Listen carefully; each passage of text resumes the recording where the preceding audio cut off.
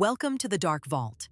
Tonight, our story takes us to the heart of the Arab world, to the small Gulf nation of Kuwait, where one of the most famous and terrifying modern legends has been passed down for decades. It is a story whispered by musicians, told by families, and remembered by people who believe that some places should never be visited, and some invitations should never be accepted. But before we begin, I want you to imagine something. It's 2 o'clock in the morning. You're driving home on an empty road when you see a group of women running toward you. They're barefoot, terrified, and crying. You stop to help. One of them grabs your arm and says, "Please, don't take us back there. They weren't human." At first, you think they're joking. Then you notice they left behind thousands of dollars worth of musical instruments and personal belongings. You ask them what happened.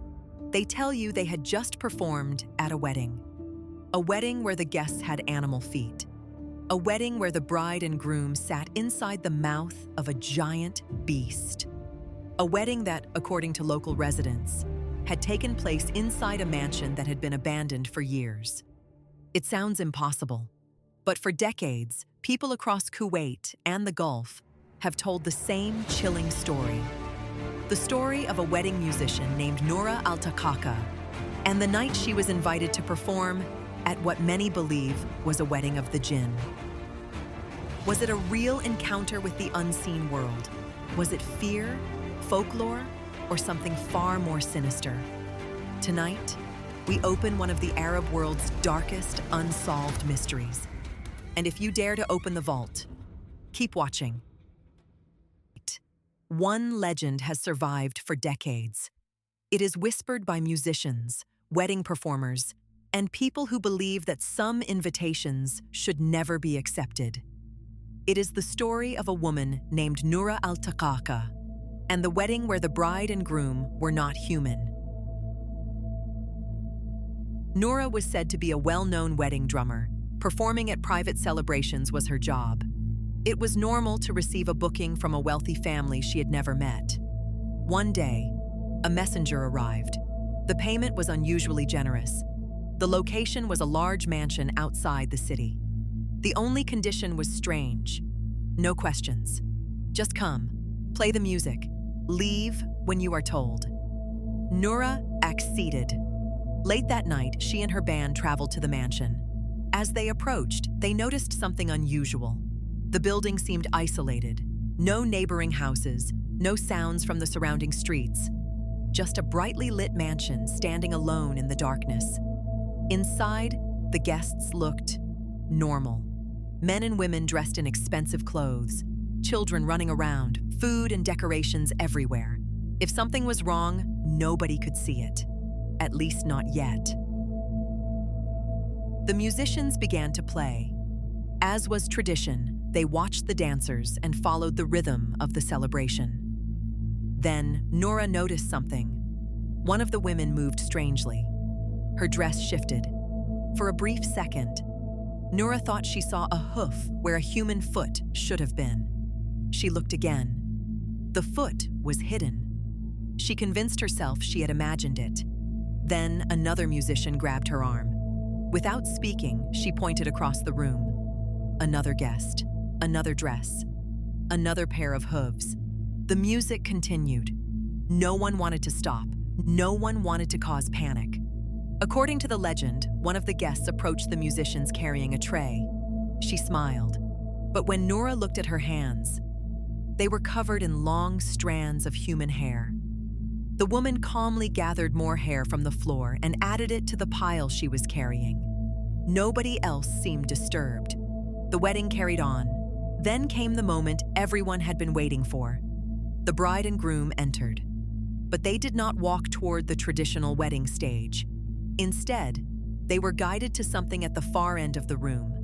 A massive structure shaped like the head of an enormous beast. Its mouth was wide open. 2 chairs had been placed inside. The bride and groom sat down, between its teeth. Then, the lights went out. Every version of the story agrees on what happened next. The moment darkness filled the room, one of the musicians ran. Nora ran after her. The rest of the band followed. They left their instruments. They left their belongings. They ran barefoot into the night and did not stop. Not until they were far from the mansion. At around 3 a.m, a passing driver saw a group of terrified women running through the streets. He stopped. He asked what had happened. Nora told him everything. The strange guests, the hooves, the hair, the giant mouth, the darkness. The driver listened without laughing. Then he turned his car around. He drove them back to the place they had described. The building was there, but the decorations were gone. The windows were dark. The driveway was overgrown with weeds. According to the man, the mansion had been abandoned for years. No one had lived there for as long as he could remember. Nora never played at another wedding. What happened to Nora? This is where the legend becomes even darker. Some say she died only weeks later. Some say she lost her mind and lived the rest of her life in isolation. Others believe she simply abandoned her career and disappeared from public life forever. No one knows for certain. Can any of this be proven? This is where the story changes.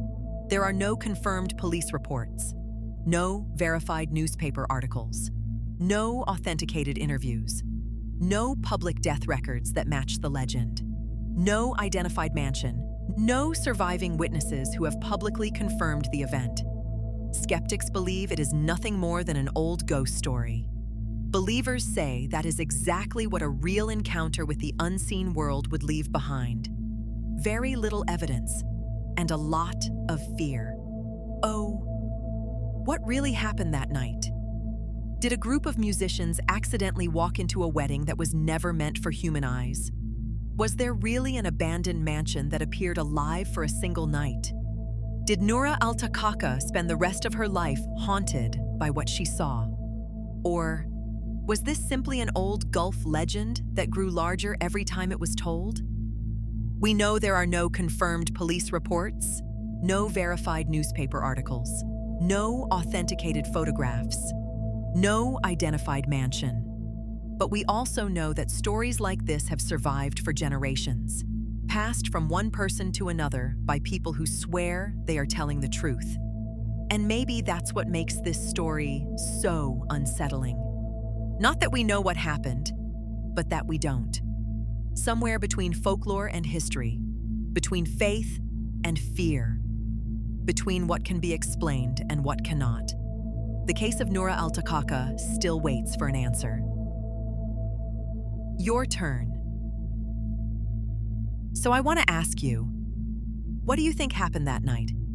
Do you believe Nora really encountered a djinn wedding? Do you think it was an elaborate hoax? Was it mass panic and imagination? Or is there another explanation no one has considered? If you are from Kuwait or anywhere in the Gulf, have you ever heard this story from your family or elders? Have you heard a different version? Leave your thoughts and your own experiences in the comments. Because here at Dark Vault, we don't close a case just because the evidence disappears. Sometimes the oldest mysteries are the ones that deserve another look. Until next time, keep your eyes open, keep your mind open, and be careful which invitations you accept.